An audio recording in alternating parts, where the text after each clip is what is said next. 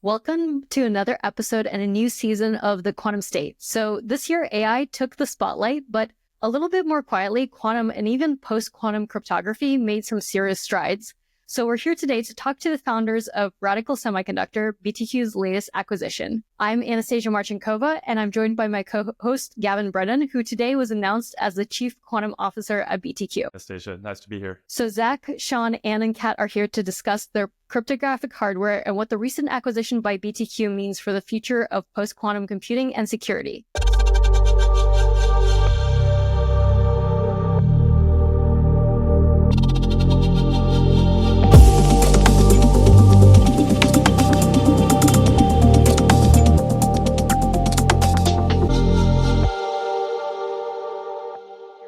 So let's dive in. I'm really glad to have you guys here. So first of all, Radical Semiconductor started at Stanford, but what was the specific problem you set out to solve when founding the company? Well, first of all, really good to be here, Anastasia. Also good to be here with my two co-founders, Zach and Katie. So when we first got together, it was 2019, 2020. We were all students at Stanford. Zach was studying AI chip design at the time. Katie was off doing capture the flag competition, cybersecurity, that type of thing. I was neck deep in a physics lab in the second or third sub basement of a research building. So we were all really, really deep in laboratory science. And when we were together, I think we had a very keen interest to try to bring laboratory technology out into the world. A lot of our friends were making software startups and all different kinds of low-hanging fruit there. And I think we had an ambition to do something a little harder. When we were getting together, we were dead set on solving a problem deep in the chip counterfeiting world, which is a bit of a weird world. I'll want to let Kat have a chance to explain that further, but these were the types of problems we were dealing with. Really huge, advanced persistent threat types of problems where the fabrication facility of semiconductor chips was under threat, and we were seeing what those threats are. We were getting very involved, reading lots of research papers. But through the process of developing this company, we saw a bigger opportunity to take part in cryptographic acceleration. And I'd love to give Zach a chance to explain sort of where this semiconductor focus came from for us. Yeah, what we realized during the sort of process of creating Radical was that there was a really unique synergy between the sorts of highly parallel AI chip architectures that I had a background in and the next generation post-quantum cryptographic algorithms that Kat has a background in. And it turns out that you can leverage these highly parallel processing and memory architectures that people had really been focusing on just for AI and apply them to cryptography in a way that significantly increased the performance and efficiency of cryptographic engines, which is really important because of the computational challenges required to deploy post-quantum cryptography at scale. And I think that there is a sort of this unique synergy is what really enabled us to, build this company. And I think that's what we're excited to sort of share a little bit more about today. By the way, Kat was a huge inspiration for us heading down this path. Zach has a very long, extensive background looking at AI chip architectures, but the decision to go down the cryptography route and the decision to look at security problems in the semiconductor world was largely inspired by Kat, who was on our team too. Kat, why did you focus on that? Yeah, I think one of the early insights that we had, in particular, when I was talking with Zach, one thing you'll see in the literature is when you look at the style of architecture that we were working with called processing and memory, it's very area efficient, it's very power efficient, it's capable of kind of packing a lot of computation in a small bit of area. But a lot of the places that it was used in the literature were mostly focusing on AI. And that's because a lot of the way that these are structured physically lends itself really well to matrix multiplications, which a lot of AI kind of boils down to. One thing that we found was that at the time, they were kind of up and coming, and now they've been standardized by NIST, but a specific class of post-quantum algorithms that we were looking at for cryptography they actually kind of made use of the same kind of memory patterns and the same kind of computations while unlocking a whole new field for us to draw on applications in. Yeah, so it sounds like a little bit of a gamble since the standards hadn't been released when you got started. But was it just that there's a certain structure to the type of post-quantum cryptography that you expected to be standardized that would work well with your process? Yeah, I think Kat and Ann can share a little bit more of the specifics, but early in the standardization process, we could tell that there was a class of algorithms that was almost certainly going to make it to the last round and make it to standardization. And that's these so-called lattice-based algorithms. And a lot of them have small differences between them, but from a computational bottleneck perspective, they all boil down to one big computational primitive, and that's the number theoretic transform. And so our architecture, it can do a lot of things, but the thing we're probably going to be talking about a lot today is how we speed up this key computational primitive, which is the number theoretic transform, or as we like to call it, the NTT. So I guess, Kat and Ann, you guys can share a little bit more about like what the NTT actually entails, but that was really the unifying thing that allowed us to start building an architecture before the standards were fully written. Yeah. I actually want to take a step past just lattice-based, because before I came to work at Radical Semiconductor, I was working at Intel on one of the other contestants, which was a code-based cryptography system called Bike. And Bike actually bears a lot of resemblance to HQC, the recently announced other finalist of the NIST PQC competition. And something that really struck me about the architecture is that it would be very amenable to Bike and by extension HQC. These two problems actually have a lot in common, and computationally, there were a lot of interesting things about especially the decoding algorithms that would be very efficient on this very parallel hardware. So your cache architecture enables processing in memory for cryptography. Can you explain what that means and why it's a breakthrough for post-quantum cryptography? Yeah, so for all of these post-quantum cryptographic algorithms, whether that's lattice-based or code-based, fundamentally, the keys and the coefficients, the things you're operating on, the data structures you're operating on are fairly large. We're talking, large polynomials, large codes, and actually doing all the math you need to on those large data structures is really difficult for a conventional processor because you're constantly fetching new data from memory, writing data back to memory, and you end up with a significant bottleneck when you're trying to just do this sort of coefficient by coefficient. With processing in memory, instead of writing data from memory, writing data back to memory one by one, you could just process data in parallel directly in memory. And this solves one of the fundamental bottlenecks deploying these post-quantum algorithms. And, specifically for the NTT, this is really important because we have these large polynomial rings that we need to operate over. And it's currently pretty difficult just because of the memory access patterns to run those efficiently, especially on edge devices. And Kat, I would love if you could sort of share a little bit more about the specifics of the NTT and why it's sort of bad on conventional devices, but good on our architecture. Yeah, absolutely. I think one thing to note about the NTT is that, I guess I'll first say the NTT itself, number theoretic transform, it's this really clever trick that allows you to go from trying to kind of multiply out polynomials, which show up in a lot of these crypto systems, and turn those into a entry by entry multiplication in a pretty much a list of coefficients. So it's a remarkable win when it comes to actually doing computation on these polynomials. It allows you to reduce things down really quickly.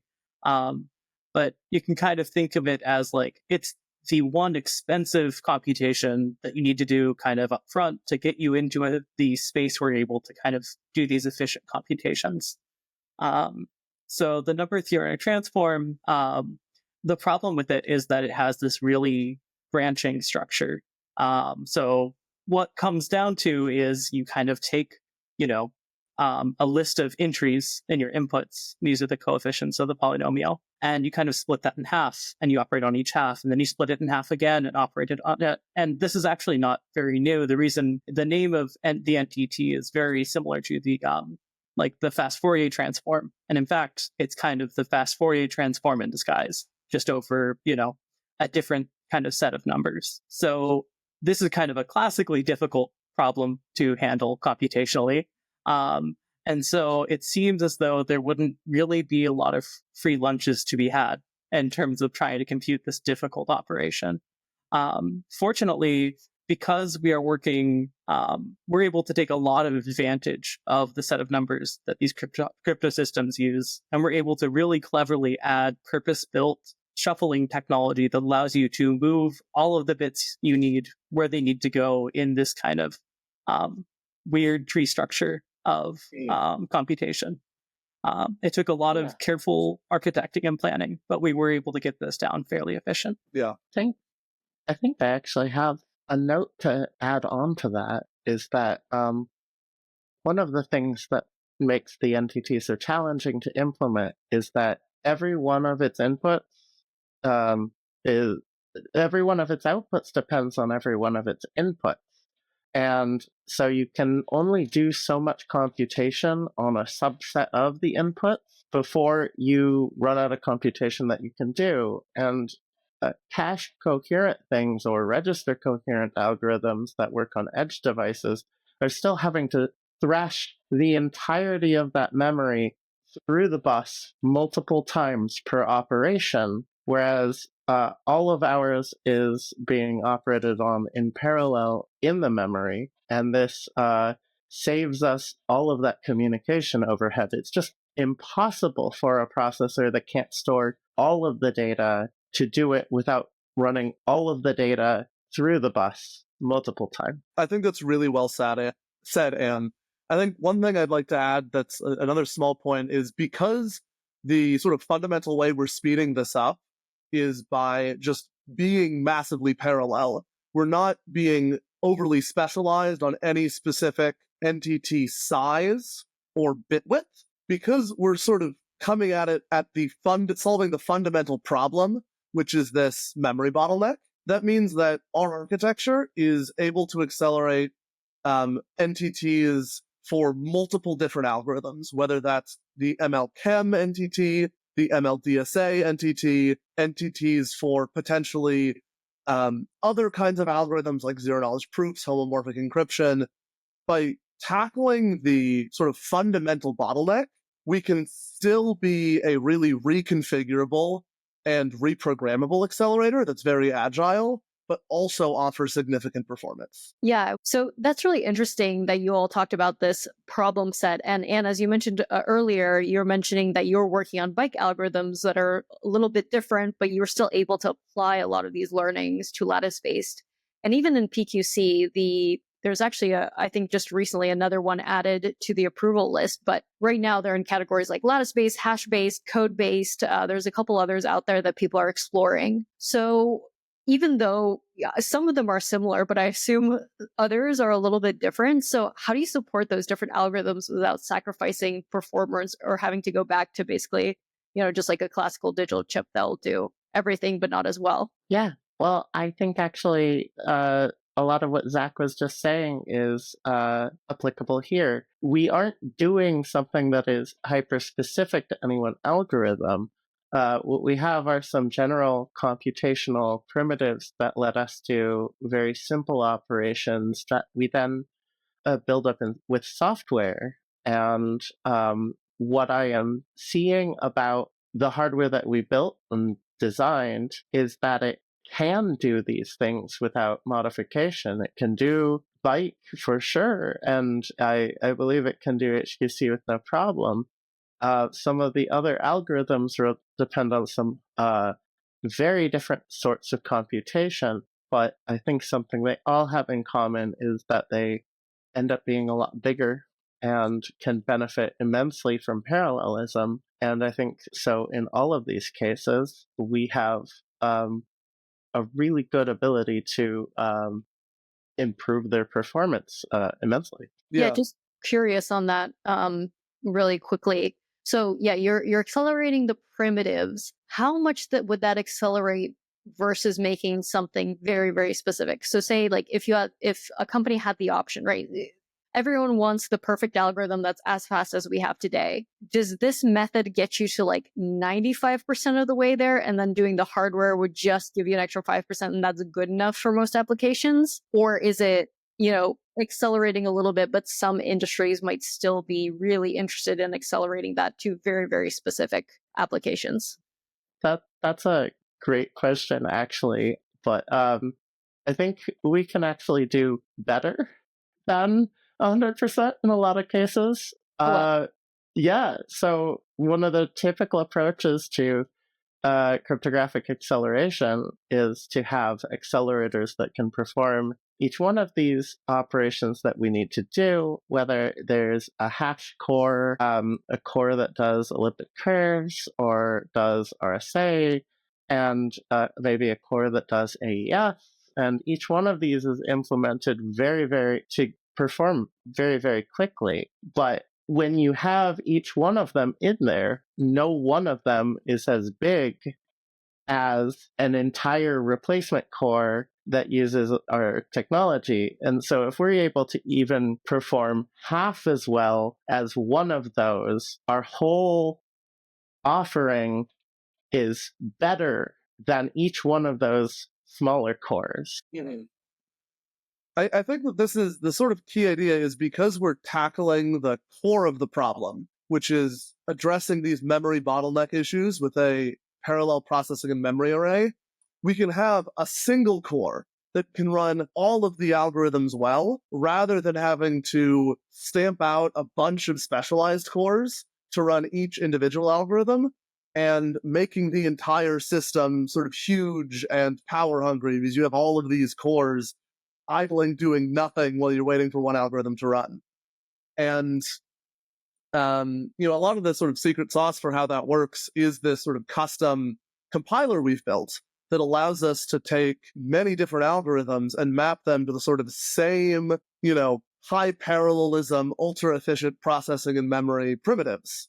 And I mean, Kat, if you want to share a little bit about how that compiler works, I think that would provide some clarity for how we can run all of the algorithms on one piece of hardware. Absolutely. Yeah. I think the key thing about the cache architectures compiler is that the core ideas were actually stolen from the DSP industry in the 80s. There was a major revolution in DSP with a lot of kind of early ideas that amounted to, can we take a lot of the computational complexity that shows up in processors and offload it to the compiler? And so there was this very early revolution where people started coming up with these really clever, careful kind of optimizing compilers that allowed for these wonderfully kind of small architectures that could be, really punch above their weight class. And in fact, you still see this in, if you look at, for instance, like Texas Instruments DSP offerings, they use these compiler techniques. So we actually found a way to apply them specifically to the cache architecture to come up with clever techniques. And so kind of, together a clever programmer and this compiler architecture can work together to create things on bare bones hardware implementations that allowing the hardware to really only focus on doing the computation at hand.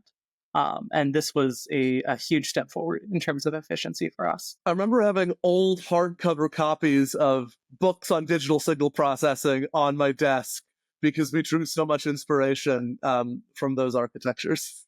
Can your processor memory architectures extend beyond post-quantum crypto? Like, for maybe accelerating zero knowledge proofs? Yeah. Yeah, they for zero knowledge proofs in particular, actually, I was looking at some of the cryptographic primitives that underlie them and saw some really powerful ways that we could use this technology. One way is that zero knowledge proofs are usually very large. A lot of the ZK snark polynomial proving or polynomial commitments are very large polynomials, and so in a lot of cases these are very optimized for parallelism. And our hardware is exceptionally good at parallelism. So but even beyond that, I've been talking to Professor Guang Gong in Waterloo and her team, who has been working on this problem. And I think that the research that they're doing and some of the related ideas around that have potentials to make this actually very, very powerful for that particular use case. Actually, another question I have, which I find really fascinating as a physicist, is side channel attacks on post-quantum crypto. Like, I think Bliss, there was a well-publicized side channel attack on that. Can you comment about like how robust your hardware would be to those kinds of attacks? Yes. So, I mean, ultimately, if you want to deploy hardened side channel secure hardware, you do need to design it around being side channel secure. And the at least very first versions of the cache architecture that we're going to be making available might not have all of those features ready just yet. But what's really exciting about our architecture is that because of the very simple operations that we're using, that are, you take a very simple operation, you make it very parallel, it's much easier to make a simple operation side channel secure than a more complicated one. And so that means that we can take a relatively simple side channel masking scheme to ensure security against these side channel attacks on just the simple operations and very easily extend that to the entirety of the cryptographic operation, sort of end to end. And we expect later generations of the cache core to feature really robust side channel protection of both first order and higher orders if need be, without the same levels of significant overhead that you normally see when building these side channel secure cores. And yeah, I think that's sort of another reason why we really like this approach that Kat was talking about earlier, where we have very, very simple operations that we build complexity out of at a software layer, because it makes it much easier to deploy side channel protections to this sort of hardware. And if I may, I think one thing that's really compelling about using a programmable architecture for something like this are aspects such as, like, there was recently a major timing side channel vulnerability found in several major implementations of Kyber in software. I want to say it was called Kyber Slash. And it was only found because some team did a bunch of formal analysis. And so, hypothetically, if this shows up years in the future after you've taped out, most chips with these kind of, slight side channel vulnerabilities are completely out of luck, versus something with a reprogrammable architecture. This could effectively become a firmware patch. Yeah. Confirming that, yes, it is Kyber Slash. That was a DJB paper. Of course it was. Yeah.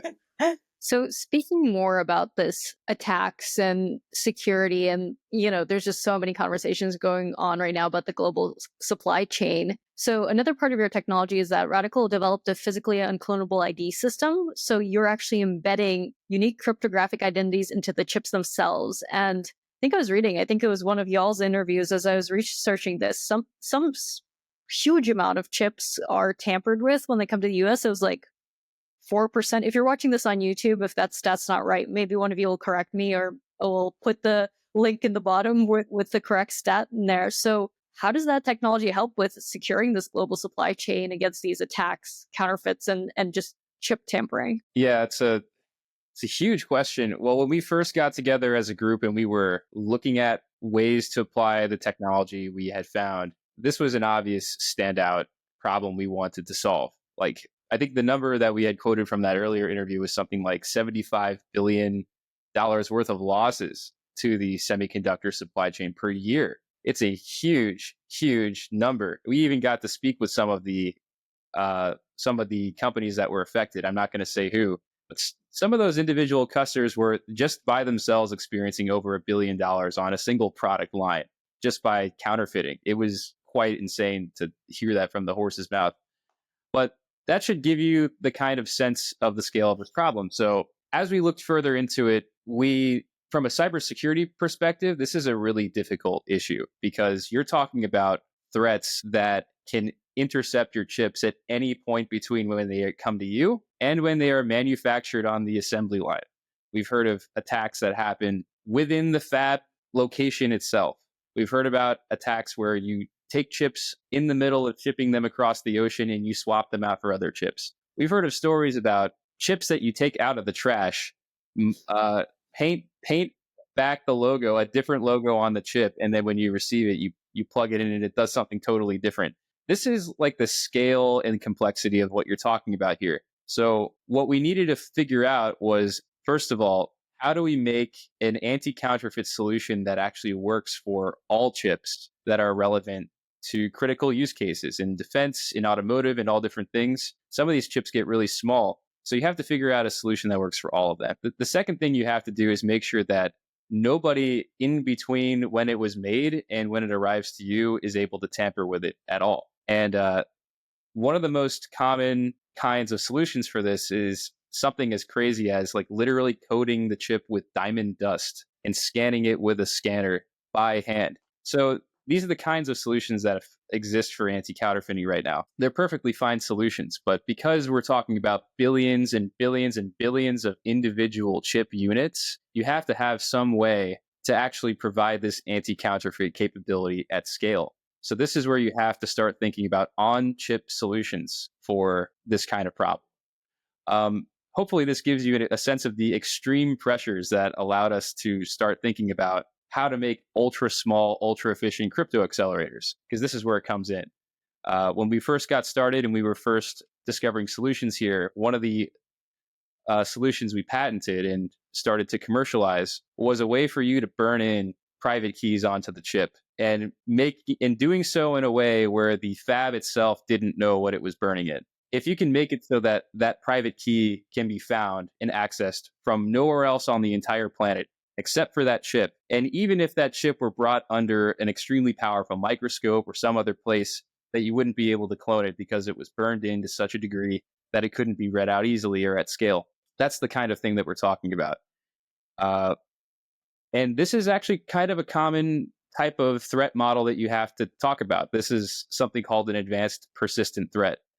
Katie could maybe speak a little bit more to what we're talking about here, but an advanced persistent threat is basically when a very highly funded, very motivated attacker wants to crack your system. So we're talking about a global power or a very well-funded company that wants to steal your secrets or something like this. These are all things that exist in the global supply chain today. It's an extremely competitive industry. So the pressure to find a very, very small circuit that is ultra, ultra, ultra secure to this degree was the motivation behind most of the solutions here at Radical. So one could say that finding an extremely small cryptographic accelerator almost fell out of this process by accident because we held ourselves to such a high standard, the kind of standard the world needed to solve the problem. But yeah, that's where that technology came from. Fascinating. So Radical, just moving on to the sort of business stuff, like Radical was recently acquired by BTQ. Can you comment about the kind of opportunities this partnership brings? Yeah, certainly. We had first become aware of BTQ, like even just like 1 year after we started the company in 2020. BTQ has always been on our roadmap. We have always been curious about what BTQ was doing. We have always been in a related industry. But when Nick Rousey-Newton came to us in 2024 and suggested that a partnership would be worthwhile, I think all of the people on the team here, we completely agreed that it would. A couple of reasons why we thought this was the case. First, BTQ has a wonderful set of partners. Lots of people around the world do business with BTQ. You guys are considered an expert in quantum technologies and post-quantum technologies, also in crypto, which is another use case for the technology. So we're excited about that. And right now, we think that the timing is really right for us to have a well-networked partner on this. The NIST standards have come out. There are several different kinds of customers around the world that are starting to adopt PQC for real. And some of them are even mandated by their governments to start adopting it as well. So the timing is perfect right now for this kind of partnership. And with your guys' help, we think we can make a really amazing thing happen here. So what are those next milestones for the Radical hardware to be integrated into BTQ's offerings? Are we going to go first for the PQC angle, or what can you tell me publicly about going beyond the lattice-based, or even into some of these other things we talked about, like the zero knowledge? Yeah. I think the first thing is that we want to take the PIM as we have it and get it ready to provide this cryptographic capability to people who want to include it into chips. The timing is great. A lot of people really need to be able to put these into their chips, and so focusing first on its capability as a cryptographic accelerator makes a lot of sense. We are definitely going to focus on lattice and other cryptographic primitives that people need to be able to accelerate across a wide range of platforms, basically everything. And we are going to be doing security testing, making the and then extending this to more comprehensive offerings. But there are certainly a lot of opportunities here to expand it beyond just the scope of this. But I think this is actually a huge opportunity for us to seize and deliver on. Yeah. I think in the long run, we want to sort of build out a sort of wide portfolio based around this technology, including, bringing side channel security into the picture. So the thing Gavin was talking about earlier, making sure that we can have side channel secure implementations, as well as having multiple form factors for the deliverable, whether that's IP blocks that can be included on larger chips, or standalone silicon solutions where folks can buy a chip from BTQ and include that in their system to bring a really efficient post-quantum accelerator directly to their system without having to design their own chips. Potentially even options for chiplet integration or other sort of form factors that certain industries like the automotive industry might find particularly compelling. So I think that in the short term, we really want to bring this technology to market and start letting people integrate it into systems. And in the long term, we really want to build out a comprehensive product portfolio based around this core technology. Yeah, what I like about it, and it's really interesting, one of the big issues CISOs right now have in the market is there's so many algorithms and I'm scared to commit to one, even in software, right? So taking on that extra aspect of like, okay, but this is also slow, and now you also have to commit to hardware. That's very difficult for a company to step forward, even with the government, right? And we talked a little bit about the NIST standards and the fact that over the last year, if you are a government vendor, you are required to have a plan in place at this point to even sell, and people are being encouraged to drop vendors that do not have this idea. But it's still very hard to do because, from the CISO's mind, they're like, committing to something is such a big thing. What if I'm wrong? A concept we talk about at BTQ a lot is this concept of crypto agility, right? So being able to very quickly switch, and some of these, even in software, some of these old legacy systems are going to be quite a pain to upgrade. I have this joke that I think like COBOL developers are going to be really well paid in the next like 5 to 10 years because people are going to discover these legacy systems need to be like rebuilt and nobody knows how to do it. But yeah, on the hardware side, that's really interesting as well. Yeah, I think that the agility aspect of our system is something that's going to be really compelling. You can deploy radical hardware, you can deploy the cache architecture, and if suddenly the government says, hey, you need to switch from MLChem to HQC, or even you need to switch to XMSS, or some of these other, or Sphinx, we can support all of those on the same piece of hardware, with just a firmware update. And I think that flexibility is going to definitely give us a leg up as we sort of try and bring this to market and deploy across a wide range of industries. Yeah, well, actually, let me take a moment to boost what you just said, Zach, because I don't know if a lot of people have empathy for what kind of accomplishment that is. Do you know how long it takes for a security processor to actually pass through the design checks, be determined to be secure, and then actually make it into a system? It takes 4 years, 4 entire years. Now, if you want to build crypto agility into your system today, what do you have to do? Well, either you put a microprocessor in there and you trust it, which unfortunately a lot of people do right now, or you need to make individual accelerators for every algorithm you want to put in. So just like Zach said, if you were somebody who was looking at the future and you thought maybe Sphinx, maybe Kuiper will have a re-release, maybe some other scheme will come into the picture, you got to start working on that accelerator now. And even if you started today, it's not ready for 4 years. What we have right now is a piece of hardware that we already are determining now is secure, and we've already built both software and hardware security into it, but it's flexible for all these algorithms. So you don't have to build another ASIC to build in this agility to your system. You can just put in the cache system that we've made, and then you're basically going to be good to go. When you make a new kernel for this system, it'll run very, very efficiently. This is even a step up against other post-quantum secure hardware that we have now. I think at the time we partnered up with BTQ, we were measuring our gate count against the industry's leading solution. A post-quantum specific accelerator was about 5 times more gates than our solution. So think about that.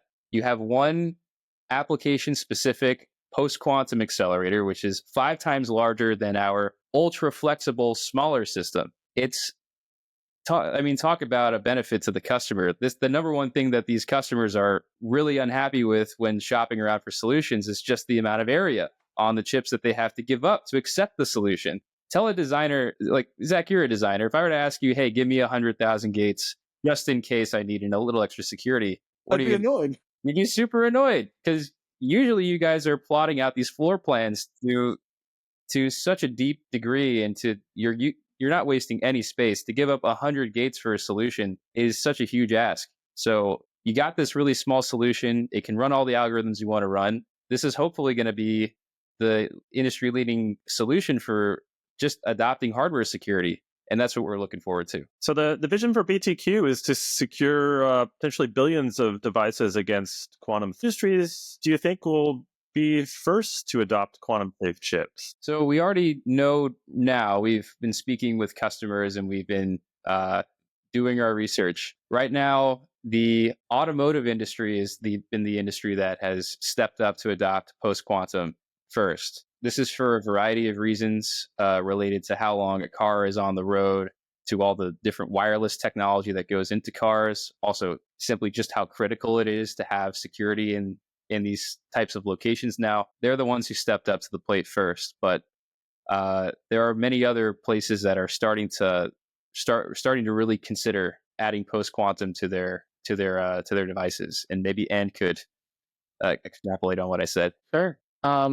As Sean mentioned, automotive has a constraint that their cars are expected to exist for decades. And so when a threat which might be 10 or 20 years out threatens to render their chips obsolete and their vehicles compromised, they have an obligation to future-proof this technology.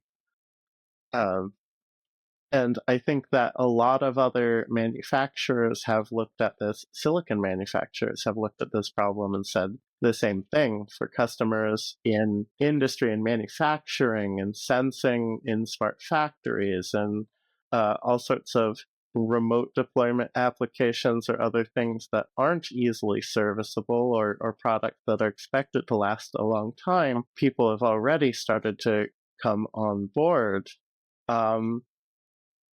But now that there are NIST recommendations to abandon the conventional crypto algorithms, certain of the conventional crypto algorithms by 10 years from now, and that they're going to be deprecated in 5 years, I think everyone is going to be figuring out how to make this switch. Yeah, that's really interesting. Motive is not one that I would immediately say off the top of my head, but now that makes sense. I had my high school car until last year, so it definitely was lasting a long time. And yeah, now thinking about it, you just, these industries are really interesting. I had a friend who worked at Nest back in the day, and you wouldn't think a smart thermostat would really, you'd really care about security until he told me that, one of their biggest concerns was if you hack into every Nest thermostat and turn them all up at once, you will blow out the power grid in the US. So security is actually very important in sort of industries. And it's just, fascinating to hear how customers are thinking. So now we like to, in this part, as we're kind of wrapping up, ask a spicy question. And how soon do you think that PQC adoption will become mainstream? Because I want people to actually put real numbers and dates to this. Okay, definitely that is a spicy question, because the answer to what that has been for previous crypto migrations is, I think a lot of people in our industry view it as a little embarrassing how slow it can take to roll it out. The last time there was a major cryptographic migration. So what that means is the government says, here's a new algorithm. This is standard. We want all the systems in our country to adopt these systems and build the security in. Was for elliptic curve cryptography, and I believe that was that 2015 around. I think it was, or was it before that? I don't remember specifically. I'm not sure which exact migration you're thinking of. All right, I think that we're going to cut this part out, and we're going to 2009. 2009. Exactly. It's 186-3, 2009, and it's still not done yet. And it turns out that elliptic curve is even worse, more susceptible to quantum attacks than RSA. So oops on that one. Not so much more, but definitely sooner. A smaller quantum computer, yeah, absolutely. It is more vulnerable to the emerging threat of quantum computers, which might not scale to do RSA as quickly as they scale to get ECC, although once we're there, I'm sure it will follow fairly quickly. I think it really does come down to deadlines, but I think that a lot of people are already making this transition. I think, especially with the visibility of the big players doing research on quantum computers, this threat is looming large in a lot of people's minds. And even if they're not sure that it will come to pass, which I think is pretty much a certainty at this point, I think they are looking at the threat and saying we need to be ready for it either way. Yep. Yeah, one of the biggest aspects of making sure a crypto migration can happen and bring that algorithm to ubiquity, meaning every device in the world is able to use it, is a very long time. For ECC, that was over 10 years easily, and even still, so many devices don't have that security. But ubiquity is what we're talking about when it comes to a crypto migration. The only way that really happens for sure is for you to be able to get a crypto accelerator that runs the algorithms you want in all the devices that you have. So without this kind of hardware and with really long development cycles, it would take a very long time. We're talking probably over 10 years in an ordinary circumstance. Usually it takes a lot of time to develop the circuits to make it happen. But I think because we've gone ahead and we've made the circuit that we think would allow for ubiquity to happen, I think we'd be able to shorten that by a number of years, probably 5 years plus, to rolling this out to any platform that it needs. Never before has there actually been a situation where the accelerator that you would need to make it ubiquitous was available before the standard. But that's the situation we have with Radical, and that's why we think with us, we can definitely roll this out faster than probably any previous crypto migration that's happened. Is our hope. We think we can do it. One thing I'd like to add that, a lot of folks who are even companies that are interested in deploying post-quantum solutions, they're not so sure about the NIST standards. There's some concern that the parameters might change. There are a number of backup standards, and people are concerned about, what if we have to fall back to these backup standards? What if things change? And folks are especially concerned about deploying hardware when they have a bunch of potential routes that things could go in, even now that the standards are set. And our hardware, because it's so flexible, allows companies that are deploying hardware solutions for post-quantum to hedge in any direction they want, no matter which algorithm, if it's the initial algorithm, if it's the backup, if the parameters get changed, we can support all of those. And I think that is going to enable people and companies that are currently anxious about committing to one solution to be able to actually start deploying solutions today because we have more flexibility. Well said, Zach. Well said. Yeah, so just kind of following up, and you mentioned earlier that the U.S. government is actually having requirements now on timescales to implement PQC, like getting started at least this year. Are private companies moving at the same speed, or are they lagging behind? I mean, I think go ahead. I think the short answer is some are and some aren't. Some companies we've seen already experimenting with deploying post-quantum solutions, like there was a post-quantum options available in Chrome even before the standards were ready. But then some companies are really slow, and sometimes that's because of fear of accidentally deploying the wrong thing and having to redo the deployment. Sometimes that's just because they just don't feel ready. They just don't have the funds, the resources to put into a major shift like this. And that's why I think technology like ours and technology in the broader BTQ technology portfolio are really important, because we want to make it as easy as possible for people to migrate to post-quantum, whether that's flexible hardware so they don't have to commit to baking in an algorithm into their chip, whether that's flexible software, whether that's solutions to help CISOs understand which parts of their system need to be migrated. I think that overall, companies like BTQ have a huge opportunity to make the post-quantum transition as smooth as we can. That's awesome. Thanks for this fascinating discussion on PQC, semis, and the future of cryptographic hardware. Really exciting what you're working on. And a huge thanks, Sean, Katie, and Zach for joining us today. So we're excited to see Radical Semiconductor shape the future of quantum security at BTQ. So if you enjoyed this episode, don't forget to like, subscribe, and share this episode. If you are on YouTube, there's going to be links in the description below as well. And see you next time.